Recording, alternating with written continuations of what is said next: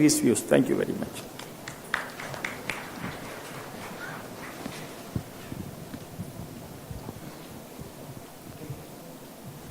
Thank you. I must confess, I won't thank anyone because I think Prabhu Chawla invited me by mistake. As a professor who has been dismissed from 4 colleges and just transferred from his last department, I've got to say, God saved childhood from the Modi regime or any other regime. I think we have to face this fact. Let's begin with something simple. This model of India, which is based on a generation of people walking into IIT and IIM, destroys childhood. Nothing has destroyed childhood more than IIT and IIM, and nothing is as outdated as IIM and IIT. We've got 2 leading people here. But I think if you look at their own impact on trying to create innovation, I think their innovation has fallen on dead ears. And I think by invoking Startup India, Make in India, you're just talking rhetoric. Let's take Poonam Mahajan's speech. She says, India should be uniform. And in the next sentence, she talks about diversity. Diversity and uniformity don't go together. So either the politician gets an exercise in logic or looks at scholarship. How many kinds of India are there? It's not a battle between right and left. That's garbage. There's great scholarship to the right. There's great scholarship to the left. These are dissenting imaginations. And in the official history of right and left, which means BJP versus JNU, it is just 2 kinds of illiteracy which we're imposing on childhood. I mean, let me begin with my definition quickly, since there are only 7 minutes. When I was a child, I saw my sister drawing a map, which went Padmini Vishwanathan, 1 Bagmati Road, Circuit House area, Chota Nagpur, San Francisco, Tamil Nadu, globe, planet. Beautiful geography. But I think that geography is preferable to the geography of the nation state, because her geography is inventive. It discovers place. It's a theory of space and place. For heaven's sakes, childhood is something playful. Don't turn it into an official program of the nation state. Childhood is dream time. What we have is governmental projects and official professors destroying the dream of childhood. Leave it alone. So what are you going to say? All the rest of India which doesn't enter IIT is not Indian?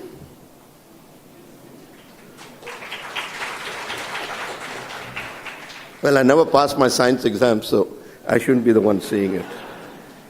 I think the first thing we got to realize is childhood is a time of invention, of joy. I don't see any joy in IIT or Mr. Modi.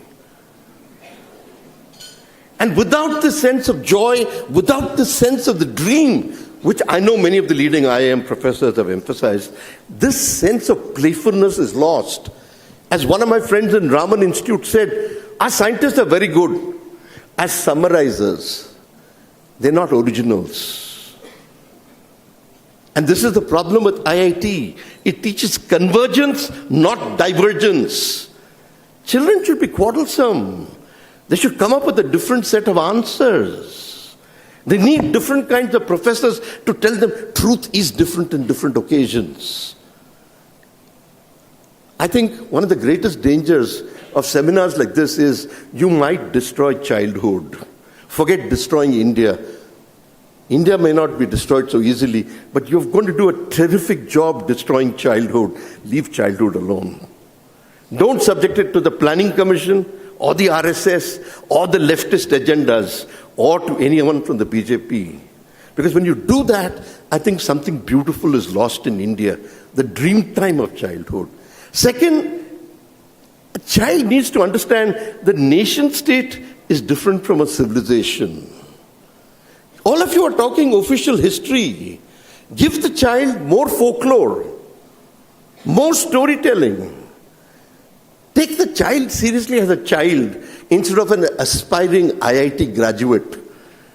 We have destroyed India by thinking all of us want to join IIT. I don't. Of course, I can't.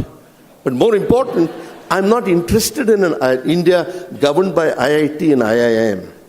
Second, allow for diversity in a real sense. My friend U.R. Ananthamurthy would say, the beauty of India is that illiterates speak 5 languages and the convent school girl speaks 1.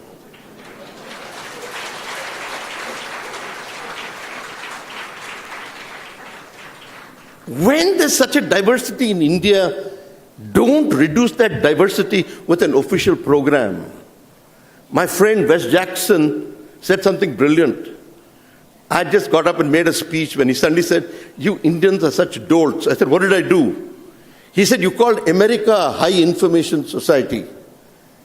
And just after that, you said, India has 100,000 varieties of rice. We Americans destroyed the apple from 166 varieties of apple to 6. Which is the high information society, India or USA?" I think we need to ask the right kind of questions.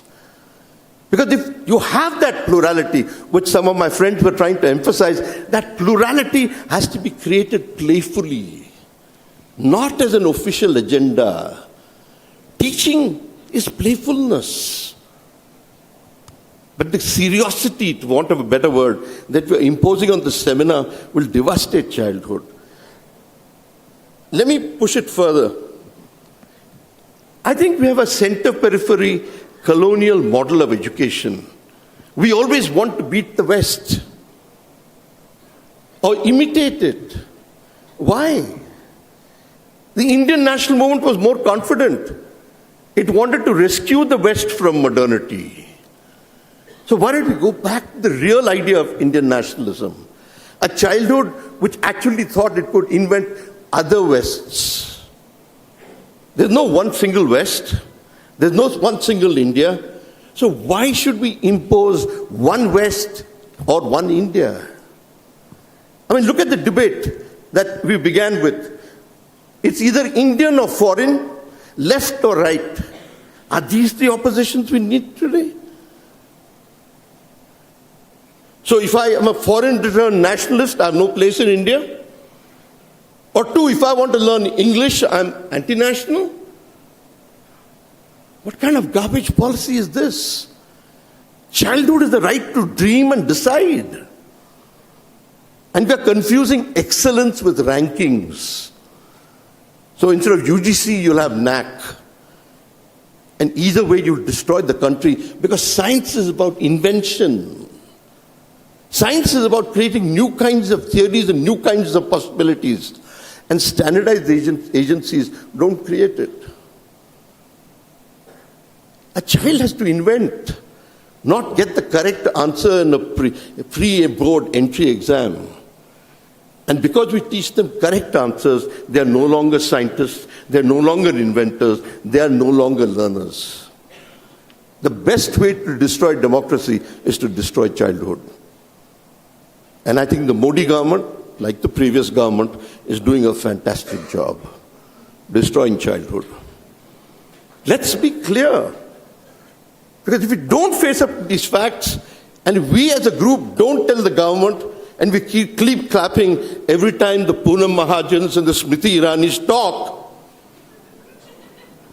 then I think we have to challenge them. Because this consensus was fake. And education demands dissent, debate, difference. We didn't have it so far. So actually we need a child to tell the BJP emperor he has no clothes. I think it's absolutely important we do that. I think what I want to emphasize is there's great scholarship in India, but few scholars have been invited by the BJP for the debate. Even the best scholars from the right have not been invited by the BJP.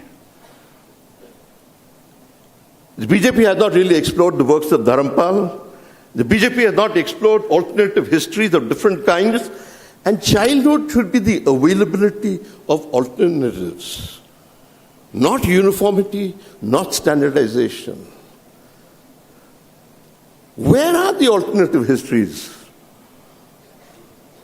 History didn't begin with Nehru and end with Indira Gandhi. There have been hundreds of alternative histories in India. Where are they entering the syllabus? We treat the syllabus as if it's a constitutional agenda. A syllabus is an act of cooking up and dreaming. You don't need permission to change it, Mr. Prabhu Chawla. I also come from the Delhi School of Economics. We change the course every semester, regardless of what Delhi University thought. I am not going to wait for some government to tell me I can change the course once in 10 years. Teachers have been doing it. And today you want to governmentalize us? Of course, it's true. A lot of knowledge is downloaded knowledge. But a lot of teachers are great researchers, great scholars, who understand what childhood is about. Is there a place for them in this government?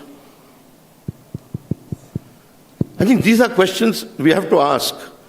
I may not be invited next year, but by that time, I want to make sure that the destruction of childhood stops today in this place. Thank you.